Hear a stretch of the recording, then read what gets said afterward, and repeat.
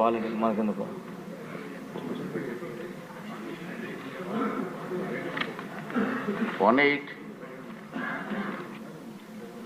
హోంశాఖ మంత్రి గారు. ధన్యవాదాలు అధ్యక్ష. మొదటి ప్రశ్నకి అవునండి, కొన్ని శాంతి భద్రతలు బందోబస్తు డ్యూటీల్లో రేంజ్ విఆర్ పోలీస్ ఇన్స్పెక్టర్ల సేవలను వారి నెలవారీ వేతనాలు భత్యాలను చెల్లించకుండా వినియోగించబడుతున్నది. అదేవిధంగా సెకండ్ క్వశ్చన్ అధ్యక్ష, ఖాళీలు ఏర్పడిన వెంటనే జిల్లాలో రేంజ్ విఆర్ పోలీస్ ఇన్స్పెక్టర్లు నియమించడం అవుతుంది లేదా వాళ్ళ ఆప్షనల్ అనువైన విధంగా డిప్యుటేషన్ విభాగాలు నియమించబడుతుంది అధ్యక్ష. పోస్టింగ్స్ ఇచ్చిన వెంటనే వెయిటింగ్ వ్యవధిని క్రమబద్ధీకరించి వేతనాలు పొందడం అవుతుంది. కావున వెయిటింగ్ వ్యవధిలో ఇన్స్పెక్టర్లు ఇబ్బందులు ఎదుర్కొంటున్న విషయం వాస్తవమే. ఎందుకంటే వారు పోస్టింగ్స్ పొందిన తర్వాత వారు వేతనాలు అయితే పొందడం అవ్వాలి, కానీ లాస్ట్ 5 years కూడా వాళ్ళకి ఆ వేతనాలు ఇవ్వకుండా చాలా ఇబ్బందులు పెట్టిన పరిస్థితి కూడా వాస్తవం అధ్యక్ష. అదేవిధంగా మనకి థర్డ్ క్వశ్చన్కి అవునండి, 4 wheelers ఒక్కొక్కరికి కూడా ఒక్కొక్క నెలకి 120 లీటర్లు, 2 wheelersకి 25 లీటర్లు పెట్రోల్ అనేది ఇవ్వడం జరుగుతుంది, పెట్రోల్ డీజిల్ అనేది ఇవ్వడం జరుగుతుంది. ఇది సహజంగా సరిపోదు. కావున శాంతి భద్రతలు డ్యూటీలు, విఐపీ డ్యూటీలు వంటి క్షేత్రస్థాయి డ్యూటీలు నిర్వహించేటప్పుడు అధికారులు అనేక ఇబ్బందులు ఎదుర్కొంటున్న విషయం కూడా వాస్తవం అధ్యక్ష. దీనికి కూడా ఇప్పుడు నెలకి 300 లీటర్లు 2 wheelersకి అయితే 50 లీటర్లు చేయడానికి కూడా ఒక ప్రపోజల్ అయితే ఉంది. దాన్ని కూడా కార్యరూపంలో దారుస్తాం అధ్యక్ష.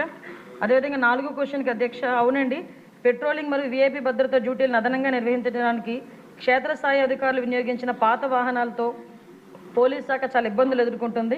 శాఖ కూడా వాహనాలు తీవ్ర కొరత ఇబ్బంది పడుతుంది అధ్యక్ష.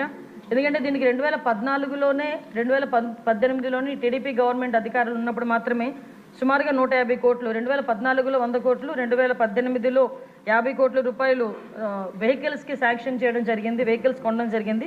2021లో 17 కోట్లు పోలీస్ శాఖకి నూతనంగా వాహనాల గురించి, వాహనాలు అయితే కొన్నారు కానీ దానికి బిల్స్ కూడా పేమెంట్ చేయకపోవడం వల్ల ఏపీ పోలీస్ని లాస్ట్ గవర్నమెంట్లో మహీంద్రా వాళ్ళు బ్లాక్ లిస్ట్లో పెట్టుకున్నారు అధ్యక్ష. అది చాలా సిగ్గుచేటు అన్నమాట. అది బ్లాక్ లిస్ట్లో పోలీస్ డిపార్ట్మెంట్ని పెట్టుకొని ఈ రోజుకి కూడా కోర్టులో వాళ్ళు వేసుకుంటే, మొన్న ఈ గవర్నమెంట్ వచ్చిన తర్వాత 13 కోట్ల రూపాయలు దానికి వెహికల్స్ కూడా చెల్లించడం జరిగింది అధ్యక్ష. ఇప్పుడైతే సుమారుగా దగ్గర మనకున్న వెహికల్స్ 8,000 వెహికల్స్లో దగ్గర 50% వరకు కూడా అవన్నీ కూడా స్క్రాప్కి ఇవ్వాల్సిన పరిస్థితి ఉంది అధ్యక్ష. వాహనాలు అయితే ఉన్నాయి అధ్యక్ష, కొరత ఉంది అధ్యక్ష. 2023-24లో 1,567 వాహనాలను ఇదివరకే స్క్రాప్ చేయడం జరిగింది అధ్యక్ష. ఇప్పుడు 2,605 వాహనాలు స్క్రాపింగ్ సిద్ధంగా ఉన్నాయి అధ్యక్ష. నూతన వాహనాలు కొనుగోలు, ప్రస్తుత వాహనాల మరమ్మతుల కోసం బడ్జెట్ కేటాయింపు నిమిత్తం అభ్యర్థనతో సమస్యలను ప్రభుత్వ దృష్టికి తేవడం అయింది అధ్యక్ష. అదేవిధంగా నెక్స్ట్ క్వశ్చన్ అధ్యక్ష, అవునండి, పోలీస్ సిబ్బంది కొరత అయితే ఉంది అధ్యక్ష. 2023 December 31 నాటికి 19,999 వేకెన్సీస్ ఉన్నాయి అధ్యక్ష. వేకెన్సీస్ లిస్టు వాటి కేటగిరైజ్ ప్రకారం సభ్యులకు కూడా అందించడం జరిగింది అధ్యక్ష. తర్వాత మనకి 17/9/2002 తేదీ గల హోమ్ సర్వీసెస్ శాఖ నుంచి కొంతమందిని, అంటే తర్వాత క్వశ్చన్ అధ్యక్ష, ఈ ప్రమోషన్స్ గురించి అడిగారు అధ్యక్ష.